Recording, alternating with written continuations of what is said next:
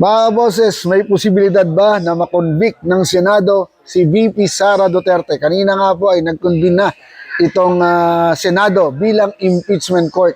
Pero kung titingnan natin ang komposisyon ng majority at minority, yan po ay 13-11. So kung wala po si Bato, mahiging 12-11. Kung sa conviction po pag-uusapan, kailangan po ng 16 na senador ang bumoto pabor sa conviction.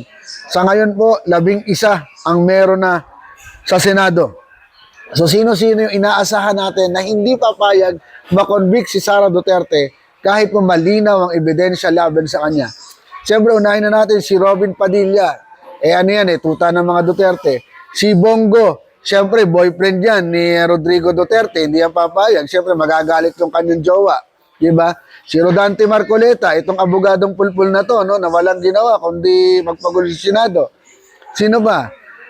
Itong mga Cayetano, siyempre, Senate President. Kakampi din yung kapatid. So, 5 na yan. No? Yan yung mga inaasahan natin na talagang hardliner.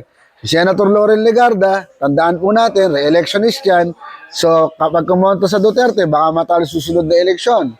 So, 6 na. Itong mga bilyar, na sa ngayon ay may kaso yung kanilang prime matter. So, baka hindi rin po lumipat. 8 na po yan. So, ibig sabihin, 24 minus 8. No? So, ano kaya?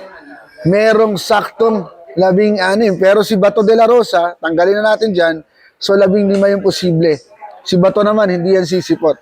16 na senador.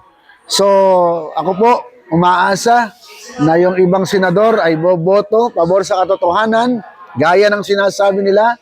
Pero, mukhang malabo rin ito sapagkat kung mag-maintain doon sa party grounds at loyalty ng DDS versus kakampi ng taong bayan, ay mas marami ang hudas kesa matitino.